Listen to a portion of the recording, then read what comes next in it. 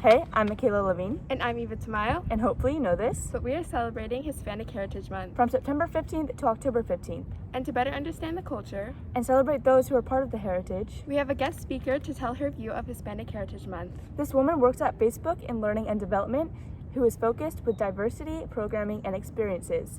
Please pay attention as we welcome Jackie Garrido! Hi, my name is Jackie Garrido, and I'm here to talk to you about why Hispanic Heritage Month means so much to me. First of all, Hispanic Heritage Month is a celebration. It's a celebration of life, of love, of culture, of colors and food and heritage and pride and voices and stories and identity. And so I'm going to share with you a story about why I celebrate identity during Hispanic Heritage Month. I was born and raised in Los Angeles, California. Both my parents were from Guatemala. And when I was very young, my parents divorced, and later my mom married someone who didn't speak Spanish. So I never fully understood what it meant to be Guatemalan. And I actually stopped speaking Spanish in my house. So I also lost the language. In my 20s, I moved to Guatemala, and I had the opportunity to immerse myself in the culture and in my heritage and learn more about what it meant to be Guatemalan. I also got to surround myself with my Guatemalan family, which was such a beautiful gift. And when I moved back to the US, I just had such an appreciation and understanding about what it meant to be Guatemalan, what it meant to be Latina, what it meant to be Latina in the US, and how I could share that with others. So today, that's what I do. I love to get involved in anything that supports and advocates for the Latino community. I also got to celebrate Independence Day in Guatemala and in Mexico and in other Central American countries when I was there.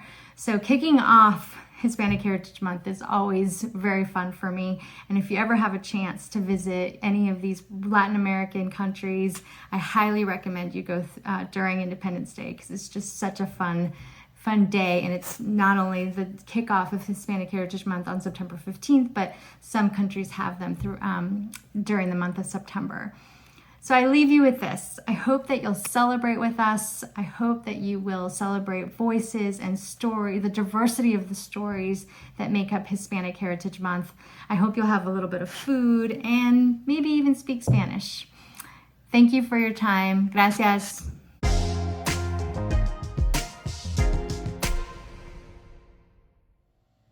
Hi, I'm Zariah Tapia Hadley, Manager of Public Policy for External Affairs at Facebook.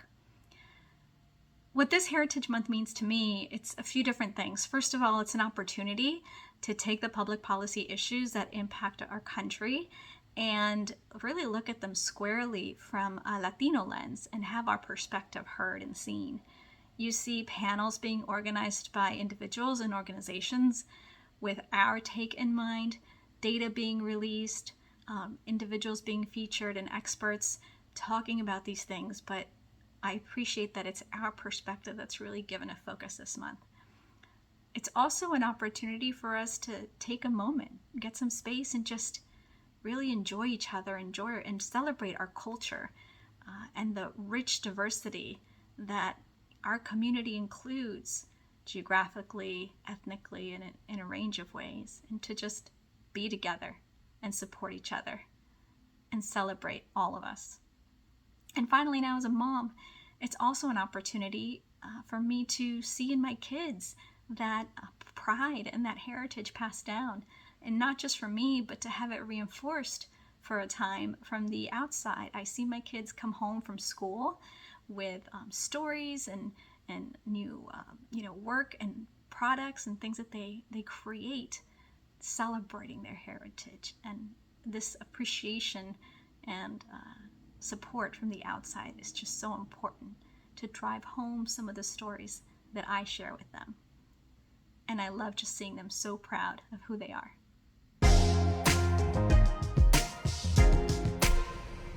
My name is Lisa Turdiales. I am a Facebook employee working as an admin specialist. I've been in the company for 2 years, and today I'm going to share with you what it means for me to be a part of my culture.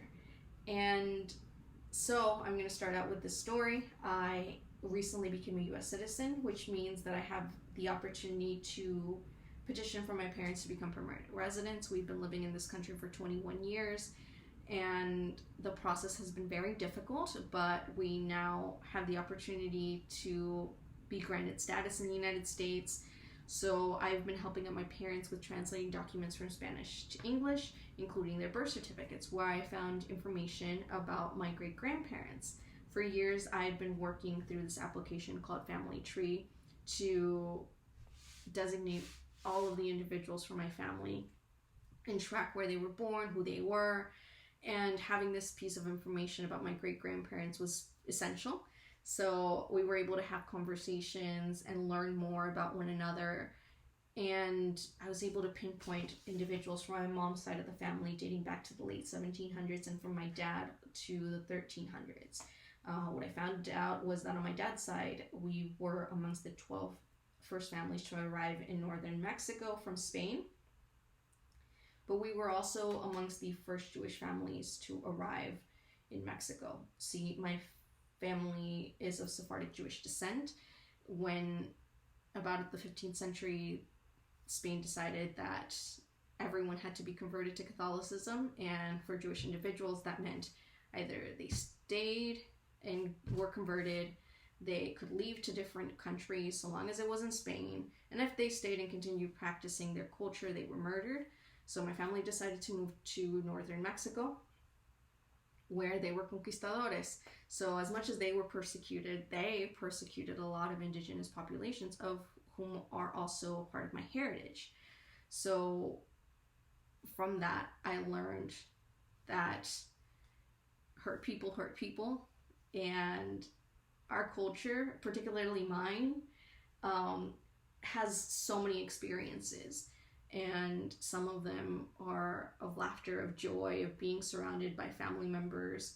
But some of them also have a lot of pain, in particular the pain of migration.